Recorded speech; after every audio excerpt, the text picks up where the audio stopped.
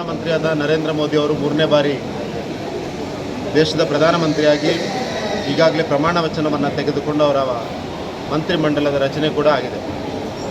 ಮುಂದಿನ 5 ವರ್ಷಗಳ ಕಾಲ ಭಾರತ ವಿಕಸಿತ ಭಾರತದ ಕಡೆಗೆ ಹೆಜ್ಜೆ ಹಾಕಲಿಕ್ಕಿರುವಂಥ ಈ ಒಂದು ವಿಶೇಷವಾದ ಸಂದರ್ಭದಲ್ಲಿ ತಾಯಿ ದುರ್ಗಾ ಪರಮೇಶ್ವರಿಯ ತಾಯಿ ಭ್ರಮರಾಂಬಿಕೆಯ ಹತ್ರ ಬಂದು ಪ್ರಾರ್ಥನೆ ಮಾಡಿ ಅವರ ಆಶೀರ್ವಾದವನ್ನು ಬೇಡಲಿಕ್ಕೆ ಇವತ್ತು ಬಂದಿದ್ದೇನೆ.